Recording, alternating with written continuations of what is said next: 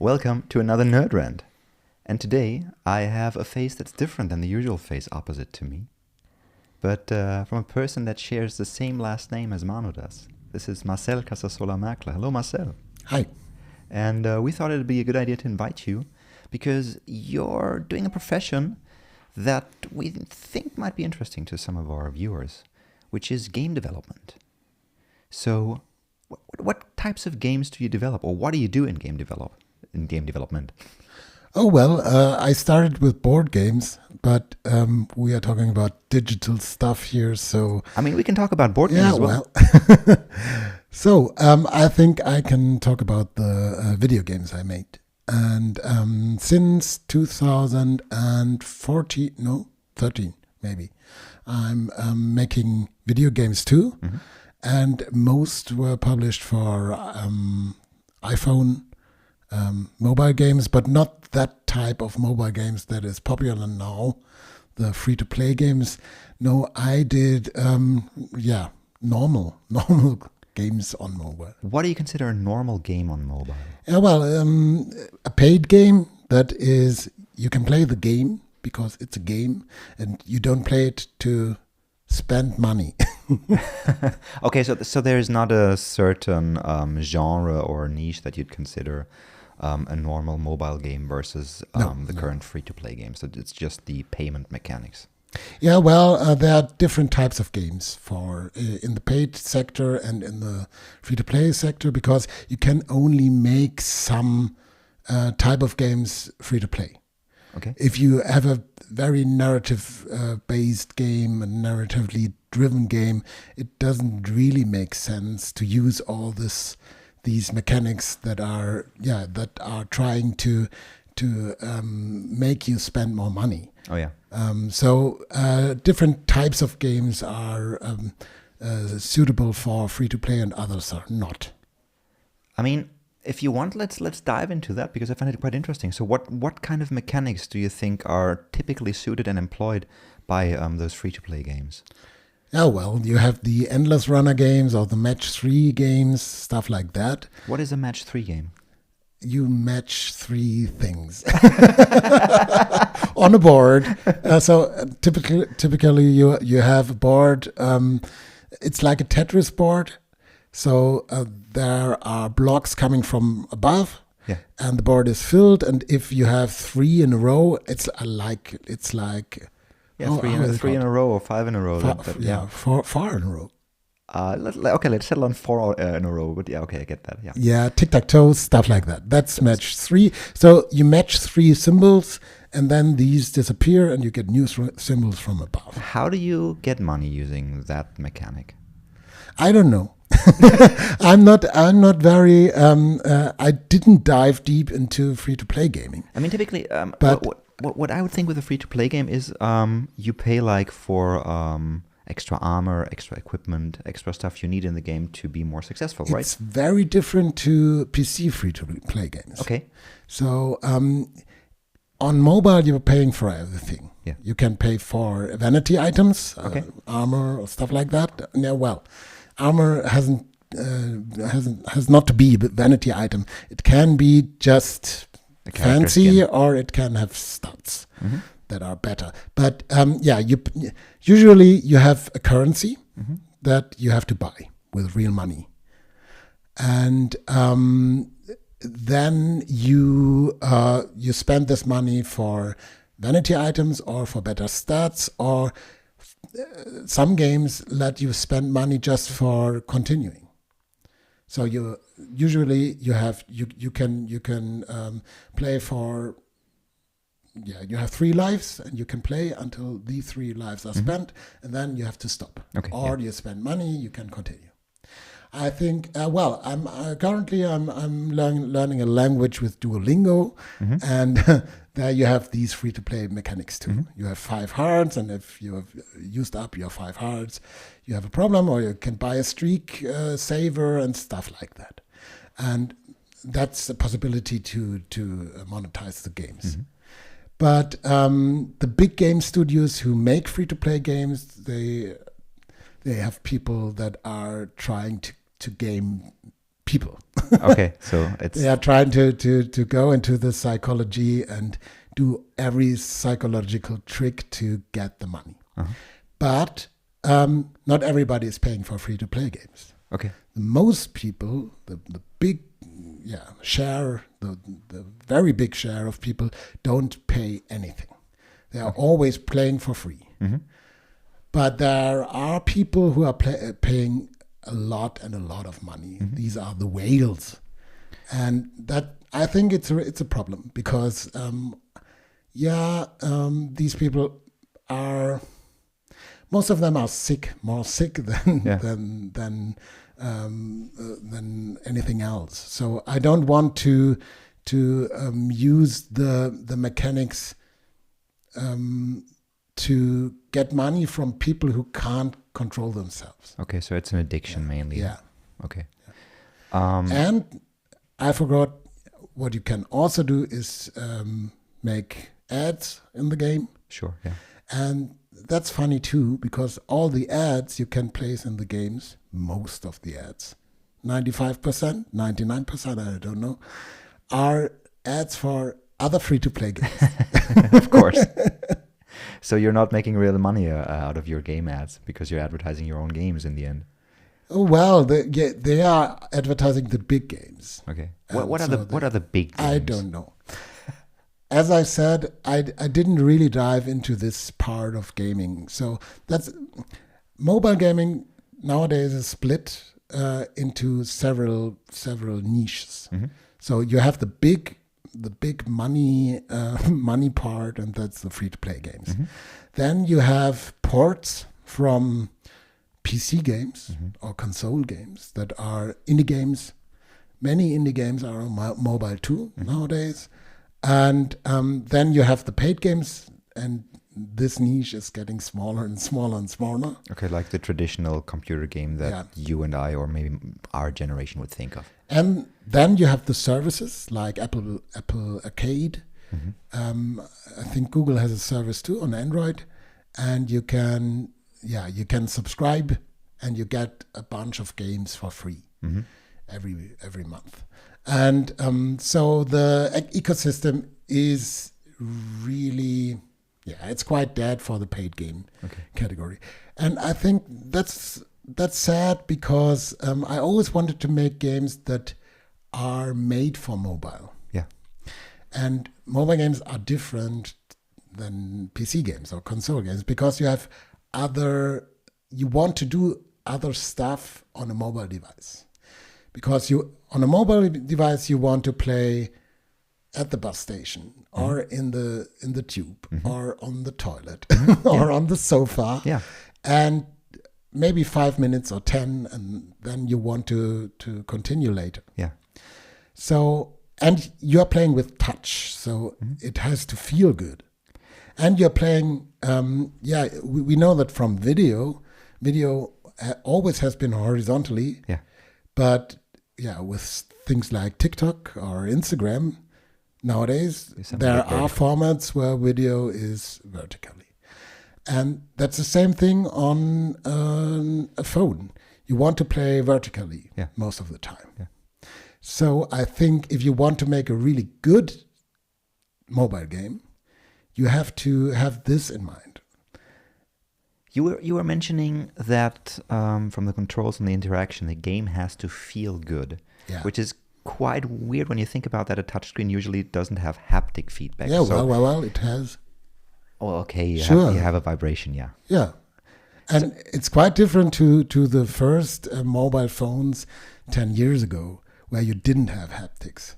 But now you can do quite a lot with haptics too. How do you define a game that feels quote unquote good? You feel it. like it's for games, it's everywhere the same. Yeah. Because a mobile game has to feel good, a PC game has to feel good, a console game has to feel good. And if the console game has to feel good, you have to do something with the controller. Yes. And with the vibration. Yes. And with the analog sticks. If you want to make a PC game feel good, you have to do something with the keyboard. Yes. the keyboard interaction has to be nice and crunchy and stuff like that. Yeah. And if you're using mobile, it has to you have to be able to play it with one hand. You have to have interactions that are funny, that are that you like. You can swipe, for example, or you can use the gyro, or you can make photos or stuff like that. There are so many possibilities to make a game feel good. But if I remember correctly, in the beginning you mentioned that you were doing games that were more based on a narrative, on a narration. No. Okay. Okay. Sorry for that. I did that too. That was only an example. Narrative games are not very suited to free to play. Yeah, not only free to play, but I was asking how you go about the casual aspect of a narrative game when you just want a 5-minute interval. Yeah, well, you have to. There was one game we did, one button travel, and the concept was it's more like a messenger. Uh-huh. So you don't have to play it from start to end, but you play it in bunches. Okay. You play 5 minutes, and then the other person in the game says, "Okay, now I have to do stuff like that, and we'll see us in an hour or stuff like that." So you can consider that you don't have to play all the way long, and you have to give aids. And help the player.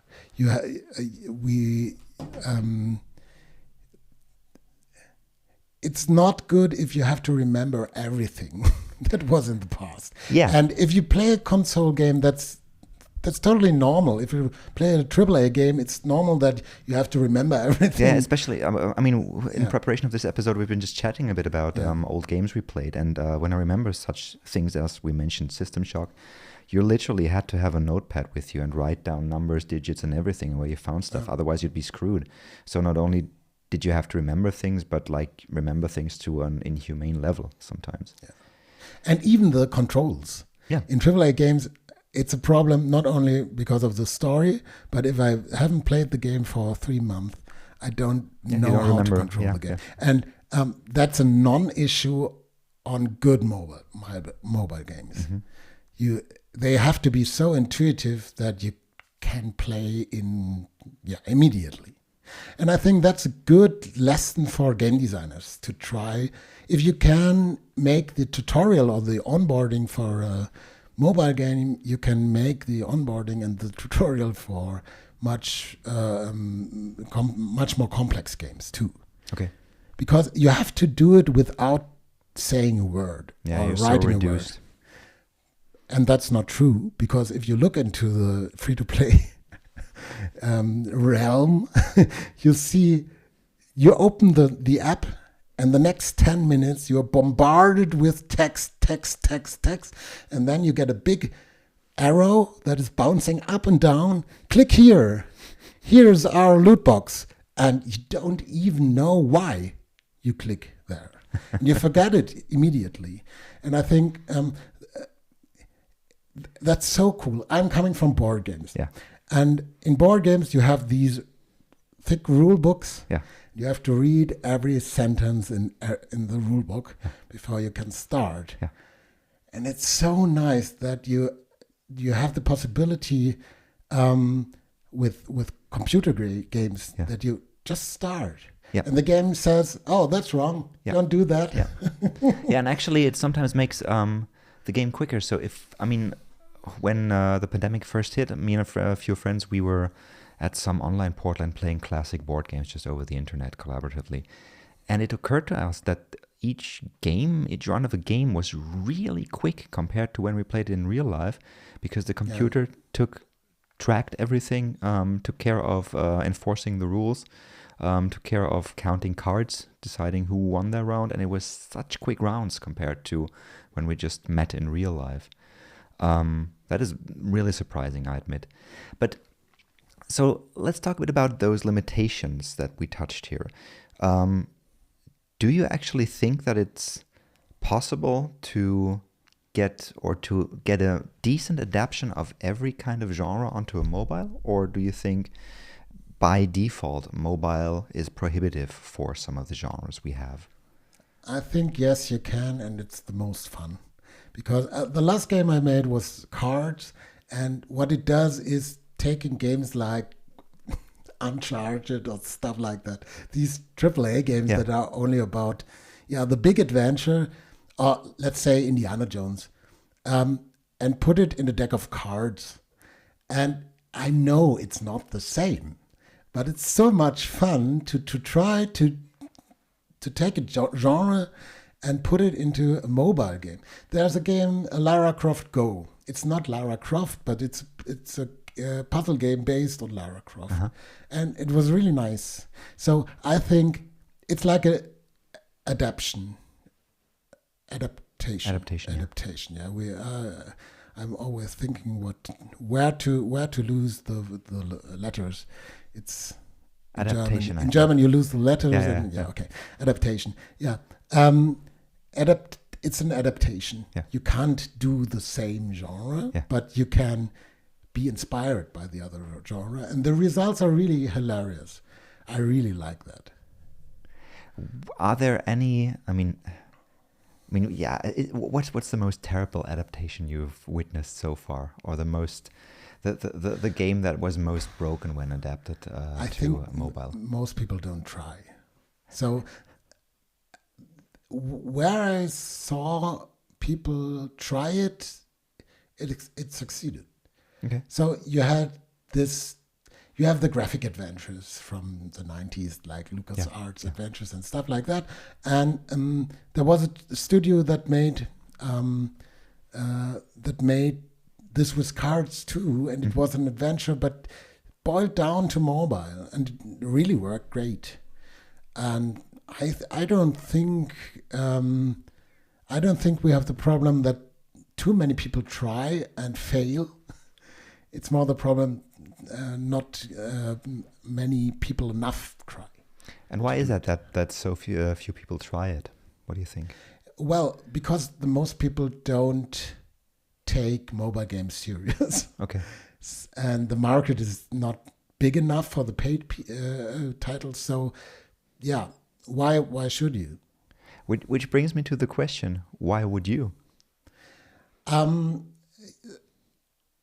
Because of my gaming history. Okay. I started with board games, and then I never had a PC. I always had a Mac. And the sad thing about Mac was all about games in the beginning. Was it? In the 80s. Okay. But every game was on Mac too. But after that, there were the Amiga and the PC and stuff like that, and the consoles. So in the 2000s, I was still playing on my Mac, Civilization, and I think Warcraft 3. Yeah, Warcraft 3, and nothing else, because there were no games for the Myst series. There were no games on Mac. Yeah. And then when mobile, when Apple released the iPhone, there were games again, and I were reintroduced to computer games. So I was introduced through this medium to games again. Now I'm a console player, PlayStation at most, and a little bit Switch. And but it was just natural. And a big advantage of mobile games is for indie developers, because the scope is much smaller. Okay. Yeah. Than big games on the PC or console. So let's talk a bit about your games. What is your typical, when you're talking about scope, what is your typical project timeline look like? How long do you develop a game? How long does it take? Oh, that's hard to say. I would say about a year. Okay. From first concept to uploaded it to a store. Yeah, sometimes less, sometimes more. And what's the typical process? Do you have a typical process? It's all about prototyping in the beginning. Okay. Your game has to feel great after a day or a week. No pressure? Let's say after 3 days. Okay. Because if you don't have a strong basic idea, it's not sensible to continue. So how do you get the ideas? And do you first filter the ideas before you prototype, or do you immediately prototype when you have an idea, and the prototypes that make it past your 3-day threshold or whatever will step further into the development? How does it work? I think I have a cupboard in my brain where all the ideas live, and I'm walking with them and thinking about them 24/7. How do you decide which one to turn into a prototype then? Chance are, sometimes it's something from the outside that triggers, now I can use this idea. Last week it was a game jam. Okay. The theme was sleepless nights. And I've been thinking about the game for ages. A game where you are an indie game developer. And in the game, what you're doing is testing. So you have a game in the game where you are testing and you try to find all the bugs. Yeah. So you have to do the weird stuff in the game that nobody does to find the edge cases. And then in the game, you can fix the bugs. Okay. And I always thought that's a nice concept because that's fun. Yeah, and it's fun. Very meta. Yeah, it's very meta, and you play a game and you play it completely different to find something, and then you can say, okay, I fixed this bug, or I fixed this bug, and you are shaping the game in the game without having to be a game designer. Without going through that much of the pain. Yeah. And it was always just an idea. And I thought it's not feasible because it's much too big. Yeah. And then there was this game jam. It's called the Try Jam. You only have 3 hours. But that's good because I don't have too much time to spend on prototyping and stuff like that. So I tried to make the most basic version of it, the minimal viable product. Yeah. And I'm using Pico 8 for this. It's a fantasy console. Okay. Where very reduced, something like a Game Boy, and very easy to program, and you have everything in it. You have a graphics editor and a sound editor and the code editor in one package. Cool. So I was sitting down and doing this project, and after that I saw, okay, that works. That's fun. And I have never done it before. I always had this idea. And so I have a couple of ideas, 20, 30, 40 ideas that are, I always come up with them, and then I put them back again until the right moment where I need them.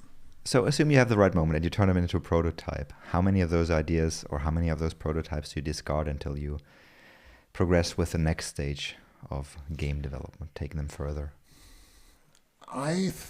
Normally when the prototype works, when it clicks, then I'm doing the game too. Okay. Currently it's a little bit difficult because I have other jobs to finish first. That's always hard when you see, that's a really good idea. Yeah. It really works, but I have to do something else first. So, but I think that was always something I thought about when I was making board games too. Don't spend time on bad ideas. Don't try to make them work. Yeah. Think about new ideas. There are so many ideas out there. It's better to have a new idea, and 1 in 10 or 1 in 20 works. Okay. So okay, let's assume the prototype made it past the first fence or sieve or whatever. Then starts the hard part. Which is? Doing the game.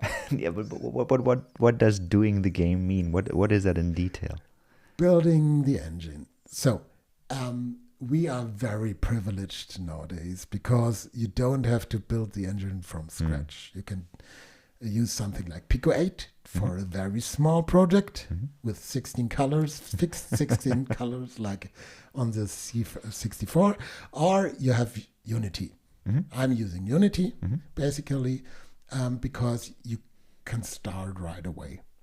And you have many plugins, and you have written code before and for other projects, and you can reuse it.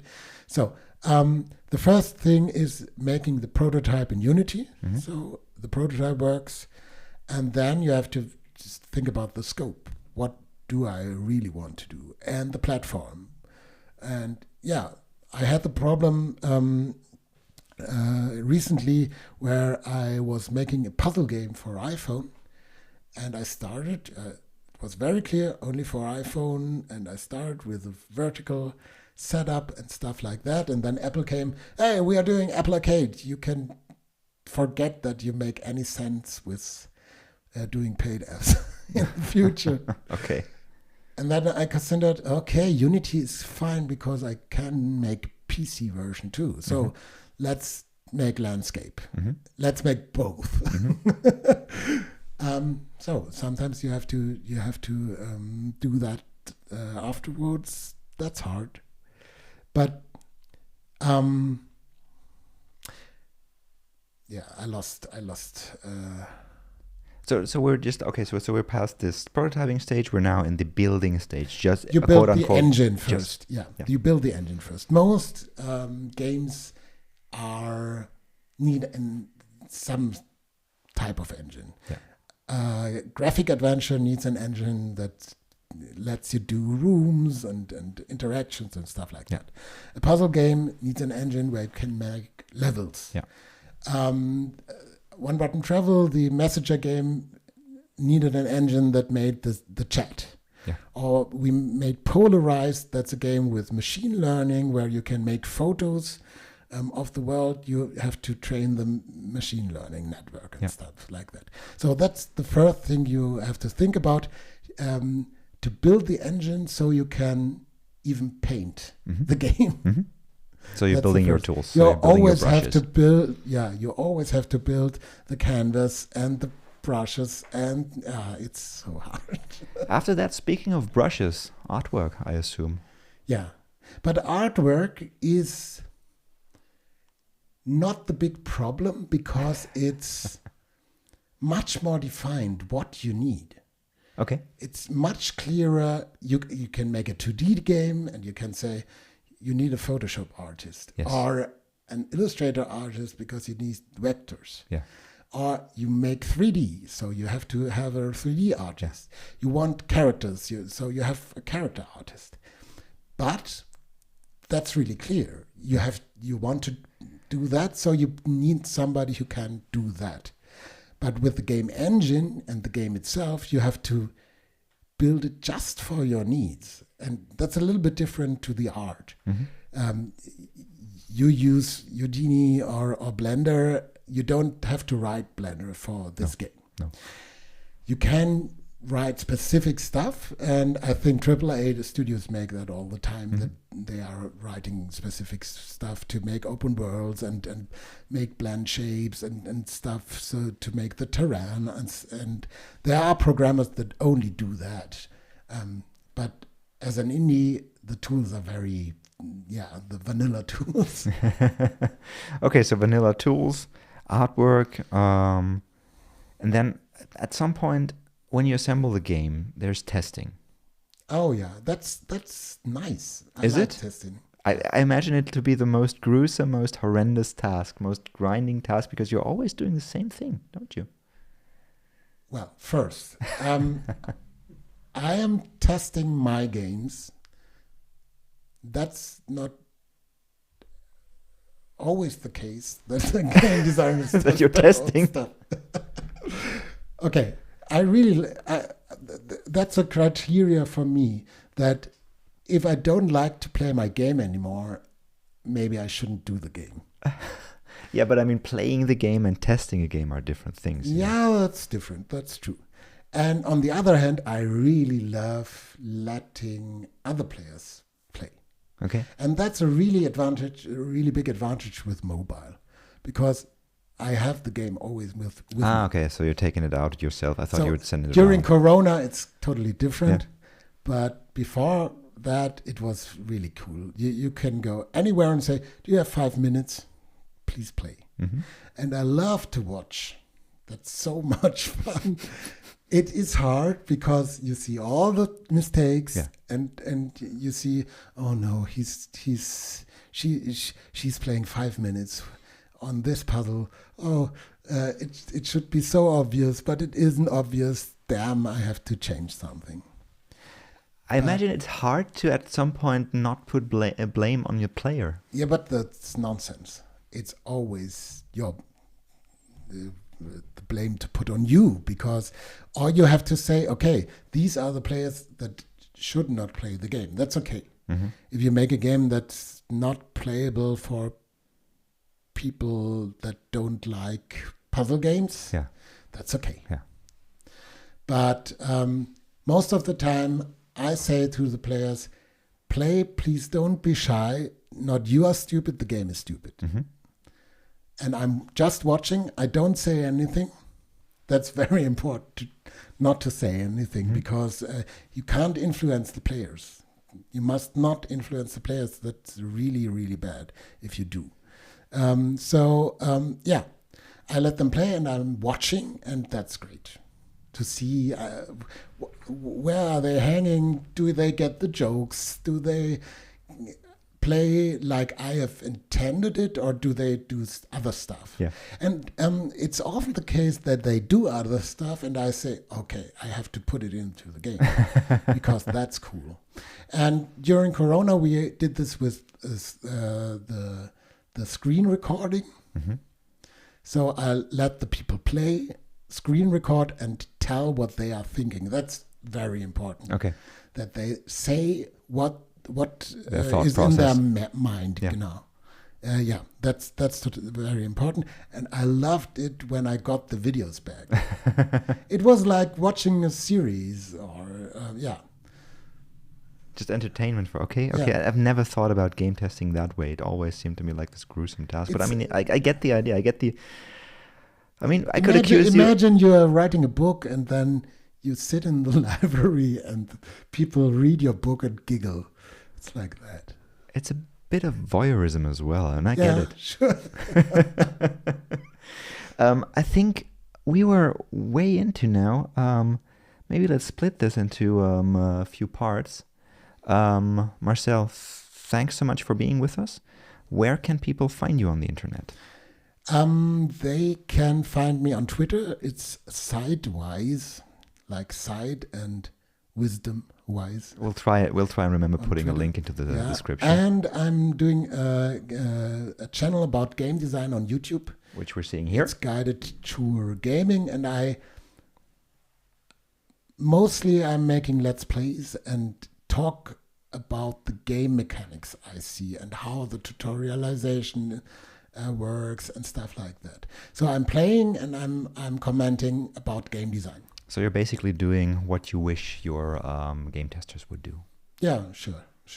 And I always try to learn a new trick and tell the people about the tricks that I use. Lastly, I played Hades, and it has a very, very good tutorial. Okay. I was really impressed about it. Superland is a very nice, thought-out game. It's a German game. Not many games from Germany. Not many good games from Germany out there, but this was, and just only one person who did this whole game, and it's really fascinating to dive into it. And my Quick Look series is about games I don't know anything about the game beforehand, and I just dive into it and That sounds see pretty. what happens. That sounds pretty ballsy and pretty amazing. Yeah. All right. Thanks so much for being here. You guys let us know in the comments what we missed, what we made mistakes, what you think is a bad take, what you think is a good take. And if you have questions to Marcel, shoot them in the comments, or follow, subscribe, like, comment on his channel on YouTube called Guided Tour Gaming. And for now, I think that's it. So as always, until next time, it is cheers and goodbye. Bye.